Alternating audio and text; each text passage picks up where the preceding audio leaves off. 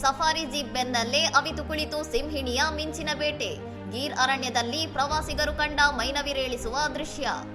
ಏಷ್ಯಾದ ಸಿಂಹಗಳ ಏಕೈಕ ನೆಲೆಯಾದ ಸಾಸನ್ ಗೀರ್ ಸಫಾರಿ ಪಾರ್ಕ್ನಲ್ಲಿ ಪ್ರವಾಸಿಗರು ಜೀಪ್ನಲ್ಲಿ ಕುಳಿತು ವೀಕ್ಷಿಸುತ್ತಿದ್ದಾಗಲೇ ಸಿಂಹ ಮತ್ತು ಸಿಂಹಿಣಿಯ ಜೋಡಿಯೊಂದು ಹಠಾತ್ ದಾಳಿ ನಡೆಸಿ ಪ್ರಾಣಿಯೊಂದನ್ನು ಬೇಟೆಯಾಡಿವೆ.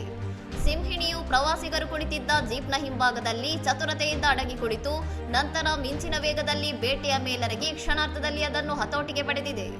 ಸಾಮಾನ್ಯವಾಗಿ ಪ್ರವಾಸಿಗರ ಸಮ್ಮುಖದಲ್ಲಿ ಸಿಂಹಗಳು ಇಷ್ಟು ಹತ್ತಿರವಾಗಿ ಬೇಟೆಯಾಡುವುದು ಬಹಳ ವಿರಳವಾಗಿದ್ದು, ಈ ದೃಶ್ಯವು ಪ್ರವಾಸಿಗರನ್ನು ಬೆಚ್ಚಿ ಬೀಳಿಸಿದೆ.